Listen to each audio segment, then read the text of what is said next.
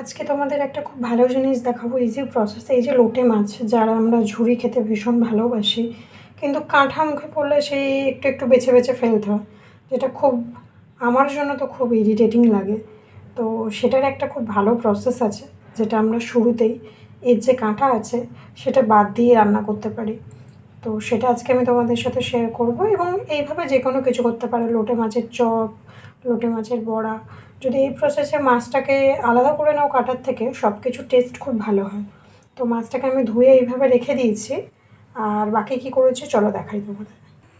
এদিকে কড়াই দেখতেই পাচ্ছ খুব সামান্য জল বসিয়ে দিয়েছি, যেটা গরম হয়ে গেছে। এবার যে লোটে মাছটা আমি ধুয়ে রেখেছি সেটা আমি হালকা করে দিয়ে দিলাম। দেখতে পাচ্ছ দিয়ে দিয়েছি। এতে কিন্তু এমন বেশি কিচ্ছু কাজ নেই, জাস্ট লোটে মাছটাকে 3 থেকে 4 মিনিট এই গরম জলেই আমি রেখে দেবো। অ্যান্ড এটাকে ভালো করে বয়েলড করব। এতে চাইলে তোমরা একটু হলুদ, একটু নুন দিতে পারো, বাট আমি দেবো না, কারণ রান্নার সময় দেবই। আর এটা যখন রান্না করব আটা ছাড়া ভীষণই টেস্ট হবে। তো 2 মিনিট হোক, একদম লো ফ্লেমেই আমি করব।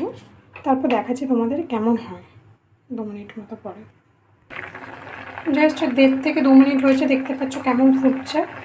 এটা কিন্তু লো ফ্লেমেই আছে। তো এবার আমি যেটা করব, গ্যাসটা আমি বন্ধ করে দেবো। আর জাস্ট 2-5 মিনিট আমি এইভাবেই রেখে দেবো একটু ঠান্ডা হওয়ার জন্য। তারপর আমি জলটাকে ঝরাবো। তো সেটাও কীভাবে করবো দেখাবো, কিন্তু 2-5 মিনিট পর। এরকম ঝুড়িতে এবার জল ঢেলে, মানে জল ছেঁকে ঠান্ডা হওয়ার জন্য দিয়ে দিয়েছি, যাতে পুরো জলটা ঝরে যায়। তারপর দেখাবো কাঁটাগুলো কীভাবে বাজবো। খুবই ইজি প্রসেস। এবার দেখো কীভাবে ঠান্ডা হয়ে গেলে এগুলোকে এক সাইড করে নিলাম। জাস্ট এরকম করলেই বেরিয়ে আসছে। সাপোজ একটা গোটা মাছকে এই যে এরকম করছো, কাঁটাটা ইজিলি কিন্তু একদম বেরিয়ে যাবে। এই যে দেখো কাঁটাটা পুরো ছেড়ে যাচ্ছে। এবারে সিম্পলি একদম তাড়াতাড়ি করতে চাইলে এই মাছটাকে চটকি নিয়ে কাঁটাগুলোকে এইভাবে বার করানো যেতে পারে, বা একটা একটা মাছকে ছাড়িয়ে নিয়ে।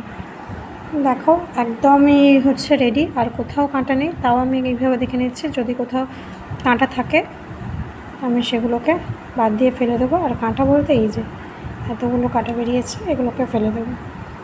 দিয়ে এবার এটাকে যে কোনো রান্না তুমি করতে পারো, লোটে ঝুড়ি বা লোটে মাছের চপ, লোটে মাছের বড়া, হোয়াটএভার তোমরা যেটা চাও। তো এইভাবে একটাও কাটা থাকে না। তো অবশ্যই তোমরা এইভাবে একবার ট্রাই করো। আর তোমরা যদি এর থেকেও আরও কোনো সহজ পদ্ধতিতে এই কাঁটাটাকে আলাদা করার যদি অপশান থাকে, প্লিজ আমাকেও জানিও, কমেন্টস করো। সেটাও আমি ফলো করে দেখবো আরও কম সময় কীভাবে করা যায়। চলো লাইক করে দিও, শেয়ার করো, সাবস্ক্রাইব করো।